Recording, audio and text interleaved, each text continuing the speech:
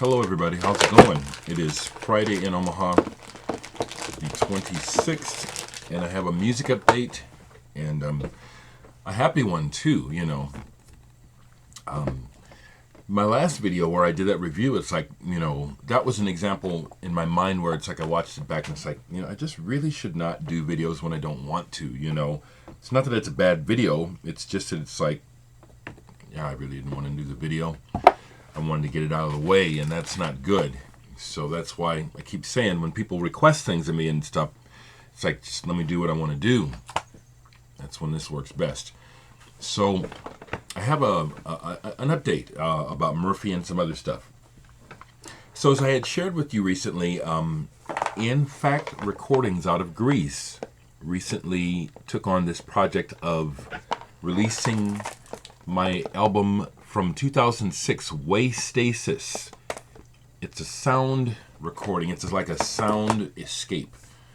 But they just released, as of the actual release date is today, okay? But they did pre-orders on this limited edition boxed set of this cassette that comes with CD, pictures, two pictures of my two of my collages and buttons and stickers. It's sold out. There was only 33 of these made, and I knew that at that number there was a good chance, even though you had to order it directly from Greece, which means you have all that postage and stuff, that it would sell out. I got word yesterday that this sold out. Okay. The regular edition, which there are 66 copies, is still available. I'll put the link below. What's even nicer for me, though, is that it's great that it's sold out. I got word about that yesterday. But today, when I wake up, I got paid.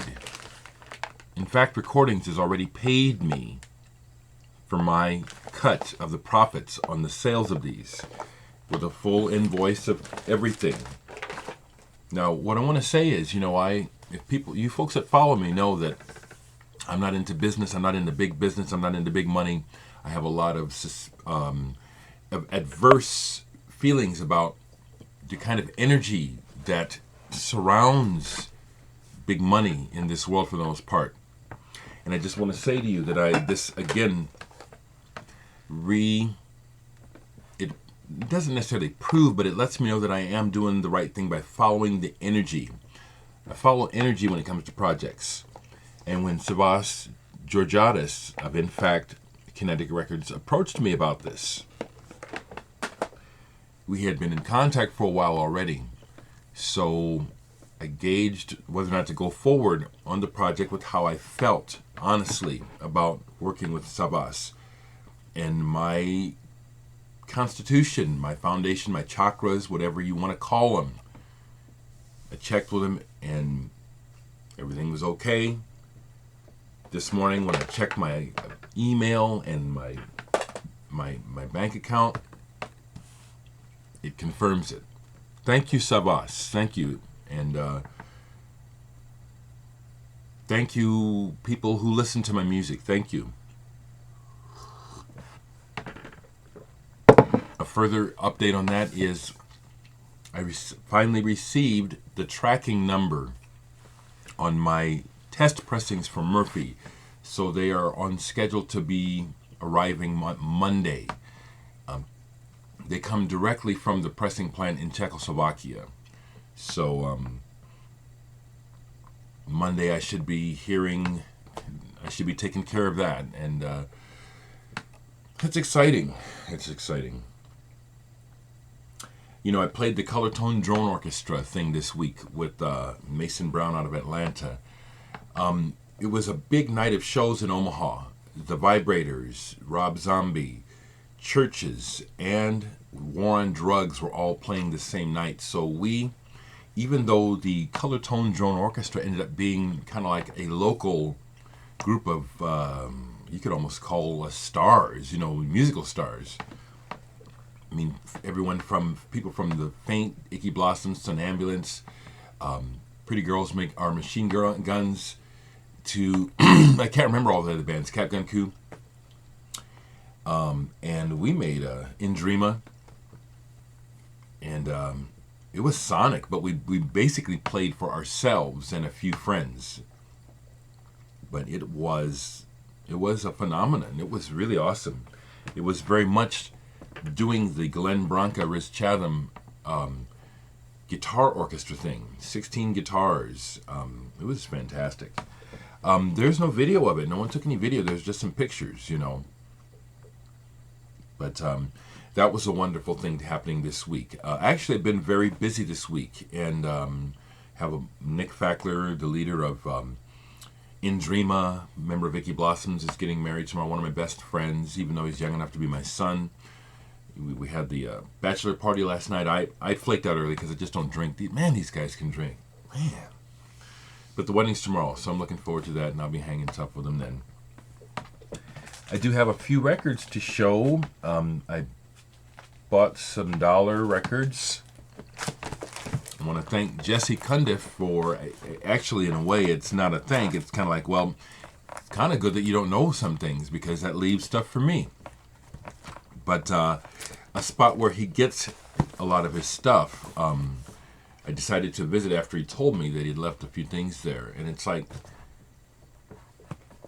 so this first thing I'm showing, I bought this not because I'm a bluegrass listener. This is John Hartford, the Morning Bugle. John Hartford wrote the song Gentle on My Mind. Some of you old fogies know what I'm talking about. And so this is like Any Place Phil and banjo and mandolin. And so this is really down-home country-style music. Now, what got me to buy this for $1 was two things. It's in great shape. It's not a common dollar find. It's on the old green Warner Brothers label. And jazz musician Dave Holland plays bass on this. So I said, that's enough for me. $1? Are you kidding? Okay. I got 3 more for $1. 3 other dollar albums. I bought this for $1. Chic, Risque. Bought it because it's in great condition. Good Times, which is a classic song, is on this album. I just played it at a wedding reception last week. We'll probably play it as the DJ at the wedding reception this weekend. It's in excellent condition. Usually these things are trashed. So for $1, this was a great buy. I've already listened to it all the way through.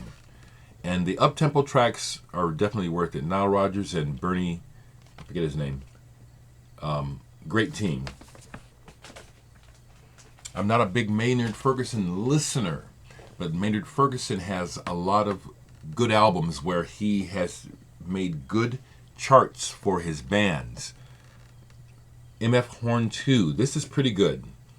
He does a bunch of covers on here, but it's pretty swinging, and it's not too white, if I can put it like that. And that's not a diss. You folks know what I mean by that. Maynard Ferguson, MF Horn 2, for $1. It's in perfect condition. The record, interesting that the labels, they're not off on the album itself, but they're offset. As you can see, the Columbia is off, but they set on the record correctly. And the record was never played. Whoever bought this probably dropped the needle once, took it off. Had to get that for $1. And my other dollar find, my last dollar find, I'm very happy to find this for $1. It's in perfect shape. Ice House. I like Ice House. Now, I wouldn't pay full price for Ice House at this time. You know, this music is ancient history, but they have some great songs. We Can Be Together off of this. I really like that song. The song Ice House is on here.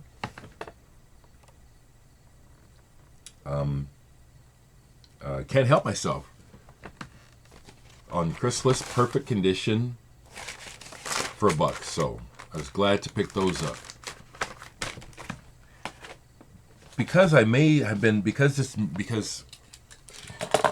you know, things, it's, you know, the way that life happens, it's like everything is on the surface, and if people don't see it, it doesn't exist. And that magazine cover that I'm on is reaping benefits already. And what I mean by that is it's helping me to make money already. It is. And as a result, I went ahead and bought 2 more records yesterday at Almost Music. One of these I actually am going to take back and trade. This one. I want to like it, but I'm at a point where it's like, I like the idea better than what I hear. This is Mortise and Tenon by Sapat on Silt Breeze. Now, Silt Breeze is one of those little labels that I find interesting because they do a lot of noise stuff. This has promise.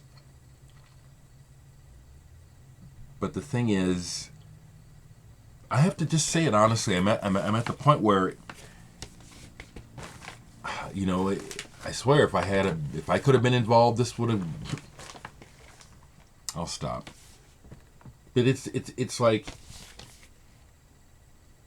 I like the cover, and then the record is disappointing. If any of you people that played on this happen to see this, I hope you don't take offense. It's just like it starts off interesting, and then it just kind of never takes off.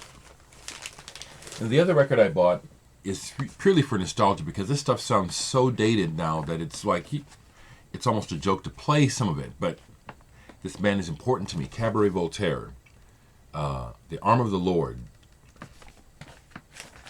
And this is 1985. They were on the cutting edge of sampling and beat making and putting those together and cut up. And so as a result, being among the first, their stuff really sounds clunky and dated now, but I have so much respect for Cabaret Voltaire that even at my age, even though I'm looking at fewer years ahead of me than more like a young person, I'm still actively collecting. This idea of laying down and saying, well, I'm done, that's for somebody else. I'll collect till I drop. So that's why some records that, like the Cabaret Voltaire, and certain old psychedelic albums or psych pop records that if I could get a hold of them cheaply, at this point, I still want them. Not so much because the records are great, but because of what they mean to me.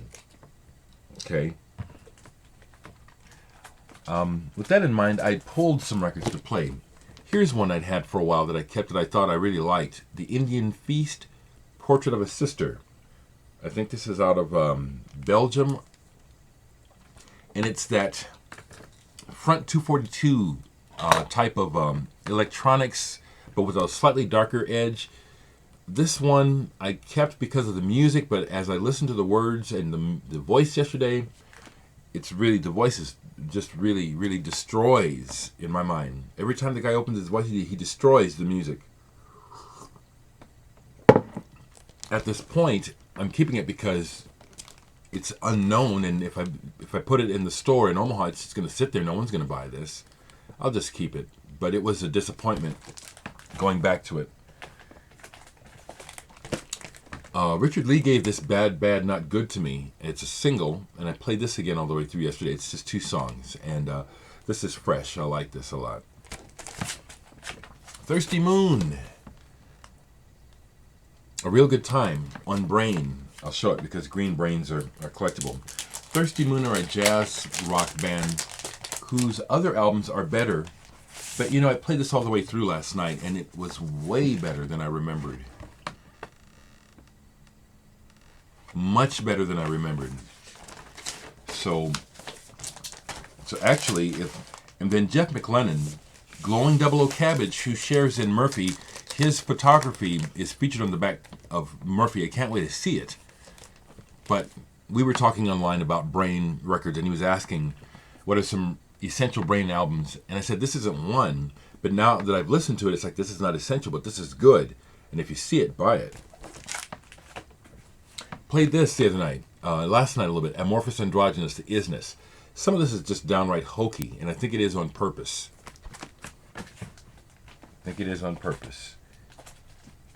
And that's the reason. That's all I have new to show you of records. I have this out because we were talking about it online.